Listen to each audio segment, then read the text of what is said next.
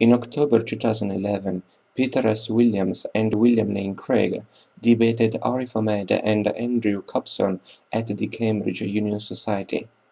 Craig and Williams defended the House's notion God is not a delusion. Craig's co-debater Peter S. Williams asserted in their opening statement that, quote, since the opposition has claimed that theism isn't merely intellectually mistaken but delusory, they thereby shoulder the burden of offering incontrovertible and obvious proof for the non-existence of God, end quote. Furthermore, later in the debate, Craig claimed that all he and Williams had to prove in order to win the motion was that belief in God is intellectually permissible, a rationally viable belief for a thinking man or woman today, and hence not a delusion. Even later during the debate, Craig said the following. If the debate topic tonight were does God exist, right through that center door the agnostic would go.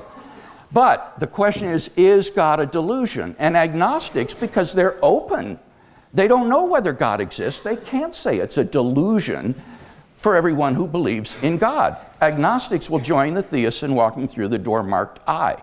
In fact, many, if not most, atheists will walk through the door marked I.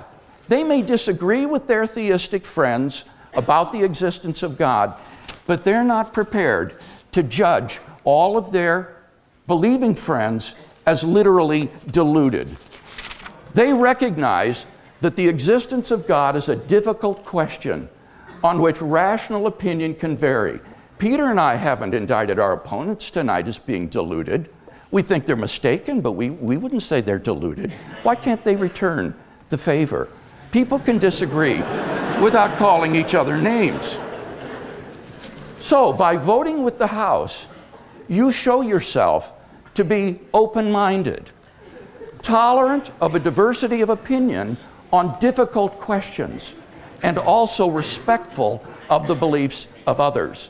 By contrast, in voting with the opposition, you, in effect, declare that all of your believing friends and professors are literally deluded and irrational.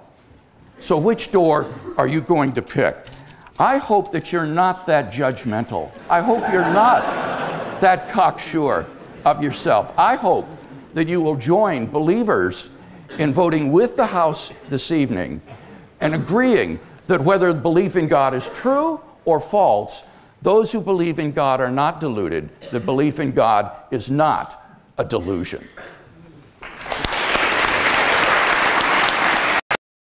Using the logic of Williams' assertion during the opening statement that I previously showed to you, if incontrovertible and obvious evidence of God's existence were provided, then one could assert that non-theism is a delusory belief. In his question and answer 191, Is unbelief culpable?, in response to a troubled reader asking him how atheists can be punished for their sincere beliefs, Craig answers with the following. We can agree that a person cannot be held morally responsible for failing to discharge a duty of which he is uninformed. So the entire question is, are people sufficiently informed to be held morally responsible for failing to believe in God? The biblical answer to that question is unequivocal. First, God has provided a revelation of himself in nature that is sufficiently clear for all cognitively normal people to know that God exists. Paul writes to the Roman Church. A Bible verse follows, and then, in Paul's view, God's properties, his eternal power and deity, are clearly revealed in creation, so that people who fail to believe in an eternal and powerful creator of the world are without excuse. Indeed, Paul says that they actually do know that God exists, but they suppress the truth because of their unrighteousness. As a result, they become so clouded in their thinking that they may actually deceive themselves into thinking that they are open-minded inquirers, honestly pursuing the truth. The human capacity for rationalization and self-deception, I'm sure we have all observed, is very great indeed, and in the biblical view, atheists are prey to it. Second, wholly apart from God's revelation in nature is the inner witness which the Holy Spirit bears to the great truths of the Gospel, including, I shall say, the fact that God exists. Anyone who fails to believe in God by the end of his lifetime does so only by a stubborn resistance to the work of the Holy Spirit in drawing that person to a knowledge of God.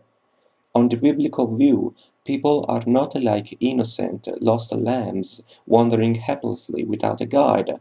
Rather, they are determined rebels whose wills are set against God and who must be subdued by God's Spirit. Now, Craig limits himself to writing that people may deceive themselves about the reasons for their unbelief.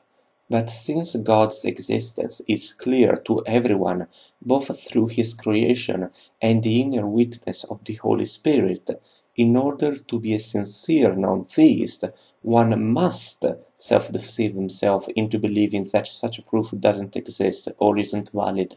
Otherwise, God's existence would be evident to him, and if he were to self-proclaim as a non-theist, he would just be lying.